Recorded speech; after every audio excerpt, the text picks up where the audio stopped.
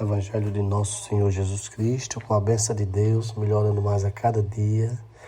Vamos pedir a Ele saúde, força, coragem, sabedoria, capacidade, para cada vez mais sermos melhor e fazermos melhor as nossas jornadas aí, a busca do que nós acreditamos e queremos para nós e para o próximo, com amor no coração, respeitando o livre-arbítrio, porque se Deus dá, ninguém pode tomar, né? E nos alimentando, não só fisicamente, das refeições diárias, mas espiritualmente, da palavra, da orientação de Jesus Cristo, que é esse grande alimento aí para a vitória espiritual, que é a maior força para a vida física.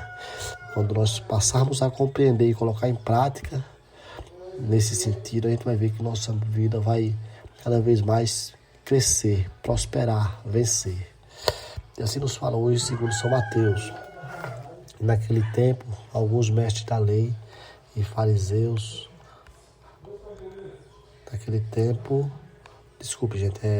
segundo São Mateus, justamente hoje. Lá naquele tempo, enquanto Jesus estava falando às multidões, sua mãe e seus irmãos ficaram do lado de fora procurando falar com ele. Alguém disse a Jesus: olha, tua mãe e teus irmãos estão aí fora e querem falar contigo. Jesus perguntou àqueles que tinham falado: quem é minha mãe e quem são meus irmãos? E estendendo as mãos para os discípulos, disse Jesus: eis minha mãe e meus irmãos, pois todo aquele que faz a vontade de meu Pai, que estás no céu, é minha mãe, minha irmã e meus irmãos. Assim sendo, a gente vê essa palavra do Evangelho de hoje, como Jesus compreendia todos como membros de sua família, nos mostrando que somos todos filhos de Deus. E quando nós confiamos nesse sentido e compreendemos que tudo está interligado, e o maior exemplo é quando a gente nasce, que já precisamos para tal estar no braço de uma pessoa, de uma terceira pessoa, porque a nossa mãe por si só não consegue, ao mesmo tempo que nos dá a luz, nos segurar. Essa interligação se faz presente. O homem, até os seus 8 anos de idade, 10 anos de idade, tem que ser alimentado constantemente, senão não consegue sozinho sobreviver, mostrando ainda mais a dependência. Quando a gente vai crescendo, vamos vendo a cultura da terra, e muita dessa cultura contaminada pelo pecado, vai se formando a capacidade humana. Porém, nós somos provas disso, que mesmo com a cultura do pecado solta em toda a humanidade, é sempre possível não ver só a parte que lhes cabe, mas também ver a parte além do pecado, ver a parte da vida, da vitória, do respeito ao próximo, de não julgar, porque às vezes quem está fazendo algo errado é porque precisaria passar por aquilo ali para poder crescer em alguns aspectos.